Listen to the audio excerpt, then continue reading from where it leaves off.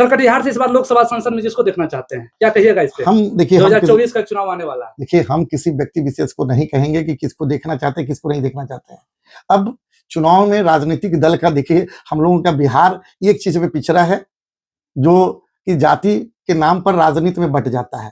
हम हर एक बिहारियों से यही अपील करेंगे कि जाति के नाम पर बटे नहीं, अच्छे कैंडिडेट को वोट कास्ट करें और जो भी उम्मीदवार आते हैं उसमें चूज करें कि उम्मीदवार कौन अच्छा हो, चाहे वो किसी जाति व्यक्ति विशेष का क्यों नहीं हो, और उसको वोट कास्ट करें। और राजनीति में एक ईमानदार छवि के लोग, एक योग्य छवि के लोग, एक स्वच्छ छवि के लोगों को पैदा करें, जिससे कि हमारे देश का समुचित विकास हो सके। क्योंकि देखिए एक अच्छा आदमी जब जाएगा तो हर हमेशा अच्छा काम करेगा, एक शिक्षित आदमी जाएगा हर हमेशा अच्छा काम करेगा। तो इसलिए हम लोग चाहेंगे कि ऐसे व्यक्तियों को वोट दें, और हम लोग किसी व्यक्ति विशेष पर नहीं, हम लोग किसी नाम का नहीं, कोई बड़ा नाम हो छोटा नाम हो नहीं, अच्छा हो, इसका डिसाइड हम लोग अपने आप में। अधिवक्ता के नाते, विद्वान अधिवक्ता के नाते आपसे मेरा सवाल होगा जातिगत जनगणना पे, क्या कहिएगा सर? जाति जनगणना जो हुई है, ये तो हाँ, क्या कहिएगा इस पे? ये जातिगत जनगणना पहले ही हो चुके, सुप्रीम कोर्ट में भी मामला गया था रोक के लिए। ये आपके और हमारे समझ से परे है। जातिगत जनगणना जब गणना हो रही उसमें यादवों की संख्या सबसे अधिक दिखाई गई है, क्या कहिएगा इस पर? बिहार में यादवों की संख्या है, ये तो सभी लोग जानते हैं। मुसलमानों की संख्या सभी लोग जानते हैं। तो ये जो है ये गणना जनगणना, और उसी के आधार पर पार्टी अब टिकट भी बांटती रही है। लेकिन ये तो हम लोगों को दिखाने के लिए तो सारी पॉलिटिकल स्टंट है। हमको जातिगत जनगणना से कोई लेना देना नहीं है। अरे जातिगत जनगणना कराइए भैया, आप खूब करवाइए जातिगत जनगणना, उसे क्या दिक्कत पड़ता है? अरे जितने लोग आपके हैं, आप जिस बिरादरी से हैं, तो आपको पता है कि कितने लोग आपके हैं। हम जिस बिरादरी से हमको पता है। तो अपने हाथ अपनी जगन्नाथ के बात पर मुद्दे पर आप अमल कीजिए।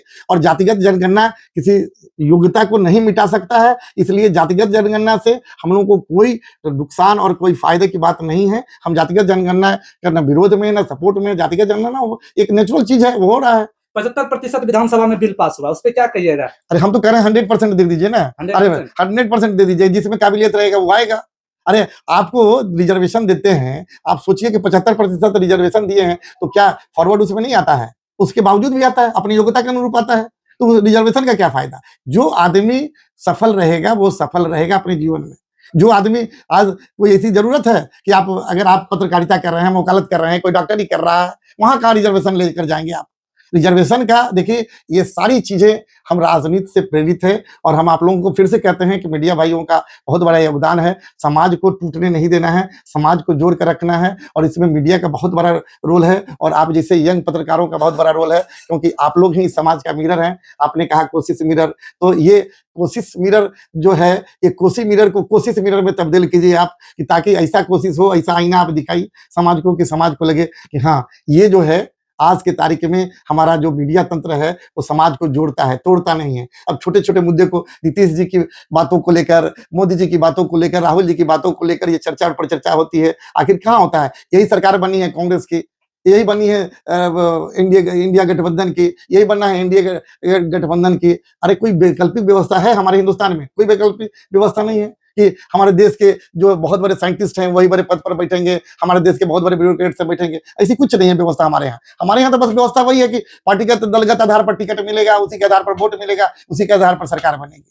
तो इसलिए वो किसी रिजर्वेशन से, कोई सी जातिगत जनगणना से समाज पर कोई असर नहीं पड़ना है। और समाज के लोगों से अपील करेंगे कि आप इसके विरोध को आप लोग विरोध के रूप में मत लीजिए। आप अपनी पक्ष है अपना मीडिया के माध्यम से रखिए। हर लोगों को रखने का अधिकार है। संविधान में जो है अपने बोलने का अधिकार, अपने अभिव्यक्ति का अधिकार सारा प्राप्त है, और अभिव्यक्ति का अधिकार का आप अनुपालन कीजिए।